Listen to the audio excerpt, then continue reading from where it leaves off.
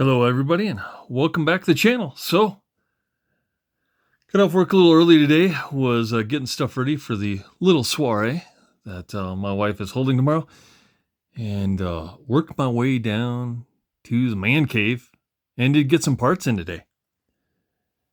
Unfortunately, I had a hard time sleeping last night because my ADHD was thinking about this bell crank. So I had to do it. I had to take the sliding rack out and put the bell crank in. So, TLR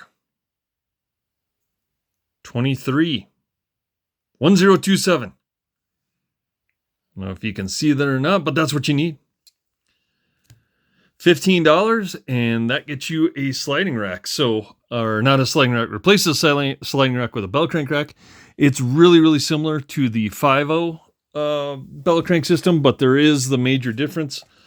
So on the Losis, it may not focus, but essentially the bridge puts the stud further back and aligns it instead of putting it further forward like you have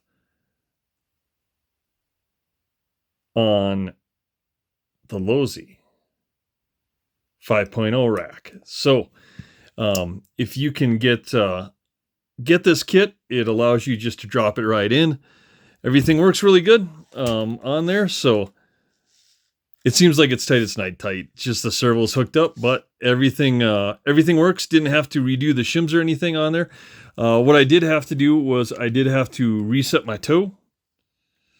So my toe had to be reset on this as well, but an easy upgrade. Like I said, I was putting it off. I was going to just run the rack, but then I realized my ADHD would not let me do that. So we did the bell crank steering system upgrade.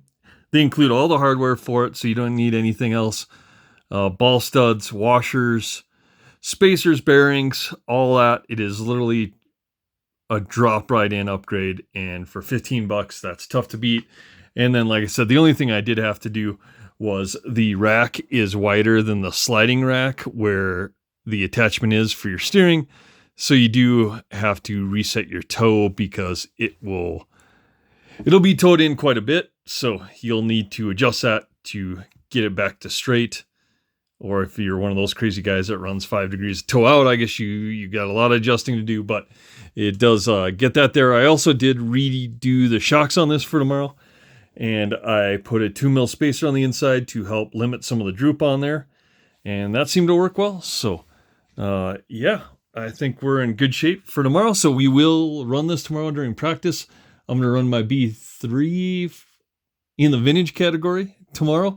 And like I said, I may only get 1 or 2 heats in before I have to return back to the party. But, again, wanted to do a little video just if you have a 1.0, 2.0, and you're looking to get rid of the sliding rack, because the sliding rack does develop a lot of slop in it and tends to twist, that the bell crank drops right in. So I'm anxious to run this because all my previous 2 Losis had the sliding rack in them. So this is the first time I've had a bell crank rack in one. So, man, we pretty much replaced everything on the 1.0. So we're maybe at a 4.5. on that, but everything else is ready to go. So we will get this thing out tomorrow. Look for some shorts, some running videos of cars taking a couple laps there, and then of course we'll post the heats as we can on Sunday, and continue to move on. And like I said, Sunday night, 7 p.m. giveaway drawing. Right now, the last I checked the email, 68 people are registered for the Astute. Someone put in their subject line to hook me up with that shit, and I am going to take that. That answer is correct, Alex Trebek. So, 1 out of 68 is not a bad chance, especially for either an Astute or a Pimp My Ride scenario. So if you haven't seen that video, it's down below. You know what to do. Click down there. And get those emails in before Sunday, because I'm going to close it off about 6 p.m. We're going to print out all the names, get them up, put them in a bucket. Isabel's going to draw it out, and we're going to figure who's winning. So But yeah, the Losi 22 bell crank upgrade, I couldn't wait. Had to take the rack out. I had a little time today. Taking off work early after getting a couple contracts in and out. I let my project managers handle it, and I said, adios. I pay you guys enough money. You can take care of this shit. So, came home and, like I said, did a little housework, worked on a couple projects, did do the slipper upgrade on our XXT. So now the 5.0 slipper that I was going to use on this, or that I had on this, is now on, it's on that. So our XXT now has a nice slipper upgrade.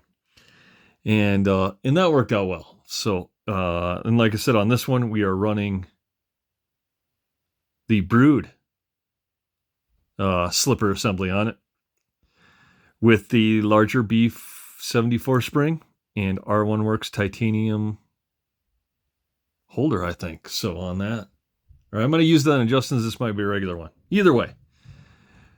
Anyway, wanted to give an update. I couldn't take this to the track without doing the bell crank upgrade. I'm happy I did it. And we'll get this out on track tomorrow. Look for some videos. Like, comment, subscribe down below. And we'll see you on the next one.